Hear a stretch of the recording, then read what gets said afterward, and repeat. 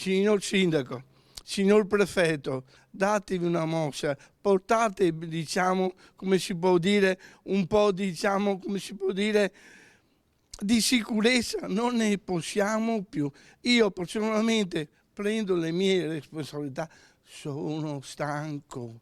Se va avanti in sta maniera vorrà dire che farò io sceriffo della città. Lo sfogo dell'artigiano di Mestre dopo l'ennesima spaccata con tombino avvenuta nella notte appena trascorsa verso le 3:30 del mattino in via Bissuola 14H ai danni della pasticceria loredana della figlia Katia. Lei, disperata e scossa, non se la sente di parlare. Il padre invece sì, è un fiume di rabbia inarrestabile. Fino all'1 di notte si è preparato il negozio per riaprirlo il giorno dopo che oggi.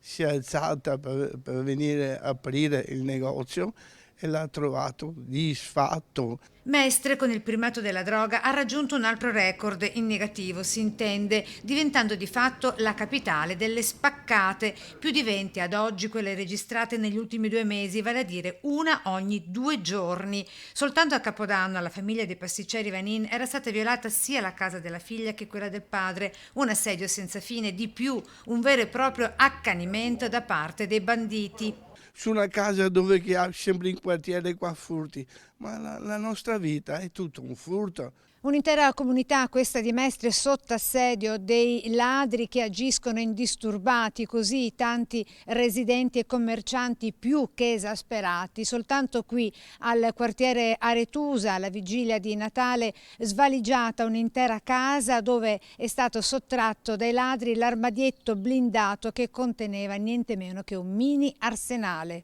Città che chiede il pugno di ferro contro questa violenta escalation criminale. Ma non è giusto distruggere la gente, ci vuole delle elezioni.